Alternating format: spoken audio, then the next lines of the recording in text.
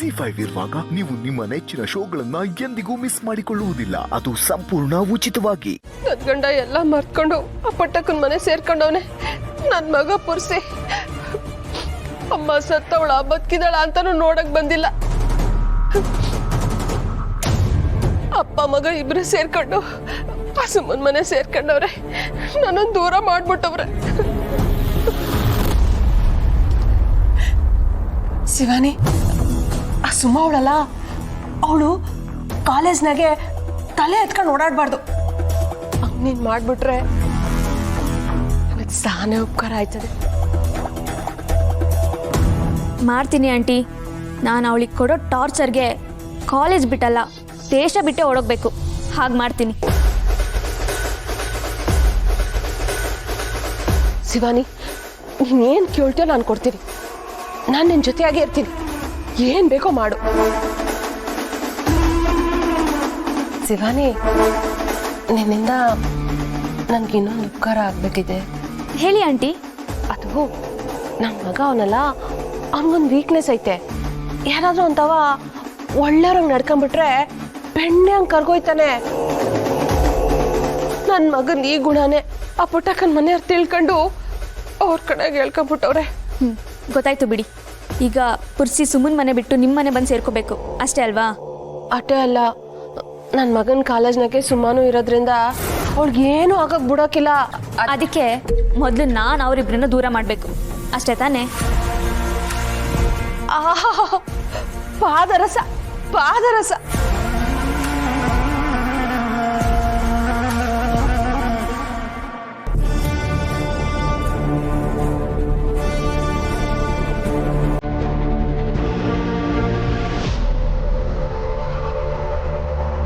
ಯಾರಿದ್ದೀರ ಒಳಗಡೆ? ತುಳಸಿ, ಶಿವಾನಿ, ನಿನ್ ಕಾಲಿಟ್ಗಳಿಗೆ ನನ್ನ ಮಗ ಮನೆಗೆ ಬಂದ್ಬಿಟ್ಟ. ಇರು ಬರ್ತೀನಿ. ಇನ್ನೊಂದು ವಿಷಯ, ನಾವೀಗ ಮಾತಾಡ್ಕೊಂಡಿದ್ದು ಯಾರಿಗೂ ಗೊತ್ತಾಗಬಾರ್ದು.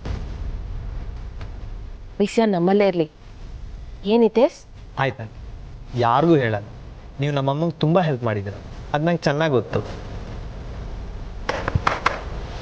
ಕೂಗ್ತಾ ಇರೋದು ಕೇಳಿಸ್ತಾ ಅಲ್ವೇ? ಯಾರಿದ್ದೀರ ಒಳಗಡೆ?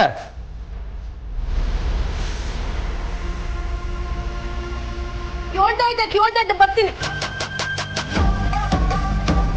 ಪುರ್ಸಿ, ಪುರ್ಸಿ, ಯಾಕ್ಲ ಪುರ್ಸಿ, ಈ ಮಮ್ಮಿನ ಮರ್ತೇ ಬಿಟ್ಟ. ನಿನ್ ತವ ನಾನು ಮಾತಾಡಕ್ ಬಂದಿಲ್ಲ. ಒಳಿಕ್ ಹೋಗ್ಬಿಟ್ಟು ನನ್ನ ಬಟ್ಟೆ ಬುಕ್ಸಲ್ಲಿ ಎತ್ಕಬಾ, ನಾನು ಬಿರ್ನೆ ಹೋಗ್ಬೇಕು.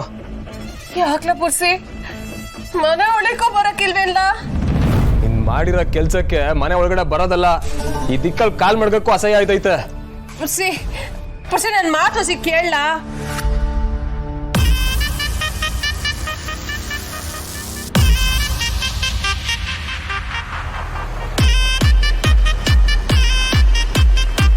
ಶಿವಾನಿ, ನೀನೇನಿಲ್ಲಿ?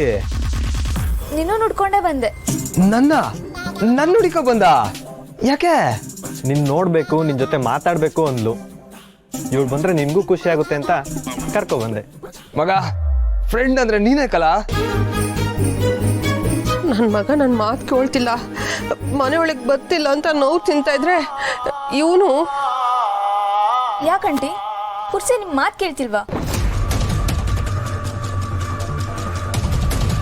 ಈಗಲೇ ಅಮ್ಮನ ಮಾತು ಕೇಳಲ್ಲ, ಇನ್ನು ಮುಂದೆ ಹೆಂಗೋ? ಏನ್ ಮಮ್ಮಿ ನೀನು? ನನ್ನ ಫ್ರೆಂಡ್ಸ್ ಮುಂದೆ ಅಲ್ಲ, ನಮ್ಮ ಮನೆಗೆ ಬರದೆ ಇನ್ಯಾರ ಮನೆಗೆ ಹೋಗ್ಲಿ? ನಾನು ನಮ್ಮ ಅಮ್ಮನ ಮಾತು ಕೇಳ್ತೀನಿ. ಹಂಗಾರೆ ಮನೆ ಒಳಗೆ ಬತ್ತೀಯಾ? ಹ್ಞೂ ಮಮ್ಮಿ, ಬರ್ತೀನಿ. ಅಯ್ಯೋ, ನಾನು ನಮ್ಮ ಮಮ್ಮಿ ಮಾತು ಕೇಳ್ತೀನಿ, ಹಂಗೆ ನಿನ್ನ ಮಾತು ಕೇಳ್ತೀನಿ. ಓ ಹೌದಾ? ಹಾಗಾದ್ರೆ ಇವತ್ತು ನನ್ನ ಕಾಲೇಜ್ ಕರ್ಕೊಂಡು ಹೋಗ್ತೀಯಾ? ನಾನಾ? ಆಯ್ತು ಆಯ್ತು, ಈಗಲೇ ಕರ್ಕೊಯ್ತೀನಿ.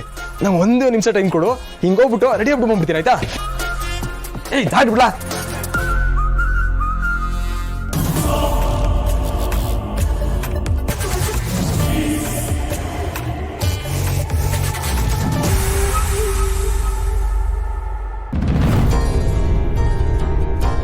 ಅಮ್ಮ ನೀನು ಹೇಳಿದ ನಿಜ, ನನಗೂ ಇವರಿಬ್ಬರ ಮೇಲೆ ಡೌಟ್ ಬರ್ತಿದೆ. ಅದು ಯೋನ್ ಮಸ್ಲತ್ ಮಾಡ್ತಾವ್ರೆ ಅಂತ ತಿಳ್ಕೊಂಡು ಅದಕ್ಕೆ ತಾವ ಹೇಳ್ಬೇಕು. ಹೇಳಬಾರ್ದು ಅಂದರೆ ಹೇಗತ್ಕೆ? ಶ್ರೀ ಇದ್ದಿದ್ರೆ ಅವ್ರ ಹತ್ರ ಏನಾದರೂ ಮಾಡಿರೋರು, ಈಗ ಅವ್ರು ಬೇರೆ ಇಲ್ಲ. ಯಾರ ಹತ್ರ ಹೇಳಿದ್ರು? ಅವನ ಹತ್ರ ಈ ವಿಷಯ ಹೇಗೆ ಹೇಳೋದು ಸ್ನೇಹ? ನನಗಂತೂ ತುಂಬ ಭಯ ಆಗ್ತಿದೆ. ಅದಕ್ಕೆ ನೀವೀಗ ಧೈರ್ಯವಾಗಿದ್ರೇನೆ ಎಲ್ಲ ಸರಿ ಹೋಗೋದು. ನನಗೆ ಹಾಗೆ ಅನ್ನಿಸ್ತಿಲ್ಲ. ಅವ್ವ ಮತ್ತೆ ಅತ್ತೆ ಮಧ್ಯೆ ಇರೋ ಕೋಪ ನಿನಗೆ ಗೊತ್ತಿದೆ. ಅತ್ತೆ ಇದೇ ವಿಷಯ ಇಟ್ಕೊಂಡು ಅವನ ಅವಮಾನ ಮಾಡಿಬಿಟ್ರೆ ನಾನು ಅವನಿಗೆ ಹೇಗೆ ಮುಖ ತೋರಿಸ್ಲಿ? ಅವ್ರ ಮುಖ ನೋಡಿದ್ರೆ ಏನೋ ಮುಖ್ಯವಾದ ವಿಷಯನೇ ನಮ್ಮಿಂದ ಮುಚ್ಚಿಡ್ತಾವ್ರೆ ಅಂತ ನಂಗೆ ಅನ್ನಿಸ್ತೈತೆ. ಬರೀ ಅನುಮಾನ ಅಂತ ನಾವಿಬ್ಬರು ಮಾತಾಡ್ಕೊಂಡಿದ್ರೆ ಸಾಲದು, ಅದಕ್ಕೆ ಸರಿಯಾಗಿರೋ ಸಾಕ್ಷಿನೂ ಹೊಂಚಬೇಕು.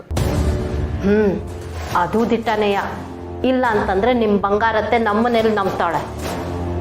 ನಂಬಿಕೆ ಕಳ್ಕೊಳ್ಳೋ ಅಂಥದ್ದು ನೀವೇನೂ ಮಾಡಿಲ್ಲ. ಅದಕ್ಕೆ ಇದರಲ್ಲಿ ದೊಡ್ಡವ್ರದ್ದು ತಪ್ಪಿದೆ. ನಂಜಮ್ಮಂಗೆ ಅವ್ರ ಪ್ರತಿಷ್ಠೆನೇ ಹೆಚ್ಚಾಯಿತು ಹೊರತು ನಿಮ್ಮ ಬಗ್ಗೆ ಆಗಲಿ ಅಣ್ಣಯ್ಯನ ಬಗ್ಗೆ ಆಗಲಿ ಒಂದ್ಸಲ ಯೋಚನೆ ಮಾಡಿದ್ರಾ? ಜೊತೇಲಿ ಇರಬೇಕಾಗಿದ್ದ ಗಂಡ ಹೆಂಡತಿನ ದೂರ ಮಾಡಿದ ನೋವು ಹೀಗಾದರೂ ಅವ್ರಿಗೆ ಅರ್ಥ ಆಗಲಿ.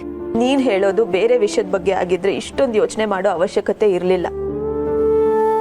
ಆದ್ರೆ ನಾವು ಮುಚ್ಚಿಡೋಕ್ ಸಾಧ್ಯನೇ ಇಲ್ಲದೆ ಇರೋ ವಿಷಯದ ಬಗ್ಗೆ ತೀರಾ ತಲೆ ಓಡಿಸ್ತಿದೀವಿ ಅನಿಸ್ತಿದೆ. ಒಂದೊಂದ್ಸಲ ಅವನ ಕಾಲಿಗೆ ಬಿದ್ದು ನಿಜ ಹೇಳ್ಬಿಡೋಣ ಅಂತ ಅನ್ಸುತ್ತೆ. ಆದ್ರೆ ನನ್ನ ಮಗಳಾಗಿ ಅವನ ಹತ್ರ ನನ್ ಚಂದ್ರ ಜೊತೆ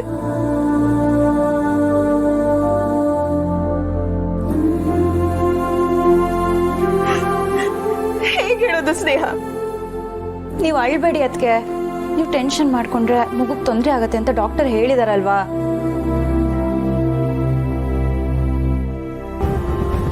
ಅಯ್ಯೋ, ಈ ಟೆನ್ಷನ್ ತಡ್ಕೊಳಕ್ಕಾಯ್ತಿಲ್ಲ.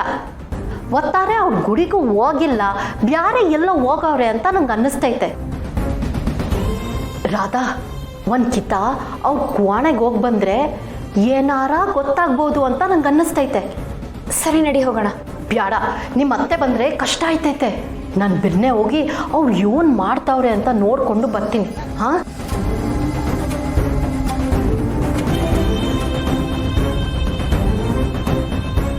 ಸರಿ. ಅದಕ್ಕೆ ಸಮಯ ನೋಡಿಕೊಂಡು ನಾನೇ ಚಂದ್ರು ಅಣ್ಣ ಹೆಂಗೆ ಹೇಳ್ತೀನಿ. ಆದರೆ ಅದಕ್ಕೆ ಈಗ ನೀವು ತುಂಬ ರಿಲ್ಯಾಕ್ಸ್ಡ್ ಆಗಿರಬೇಕು. ನೀವು ಚೆನ್ನಾಗಿದ್ರೇ ಮಗುನೂ ಚೆನ್ನಾಗಿರೋದಲ್ವಾ?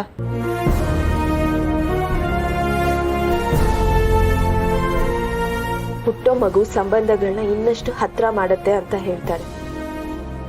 ಆದ್ರೆ ನನ್ನ ವಿಷಯದಲ್ಲಿ ಎಲ್ರೂ ಎಲ್ಲಿ ದೂರ ಆಗ್ಬಿಡ್ತಾರೋ ಅನ್ನೋ ಭಯ ಕಾಡ್ತಿದೆ. ತಾಯಿಯಾಗೋ ಖುಷಿನೂ ಅನುಭವಿಸಕ್ಕಾಗ್ತಾ ಇಲ್ಲ ಸ್ನೇಹ. ZEE5 ಆಪ್ ಡೌನ್ಲೋಡ್ ಮಾಡಿ ಎಲ್ಲಾ ಸಂಚಿಕೆಗಳನ್ನು ಸಂಪೂರ್ಣ ಉಚಿತವಾಗಿ ನೋಡಿ.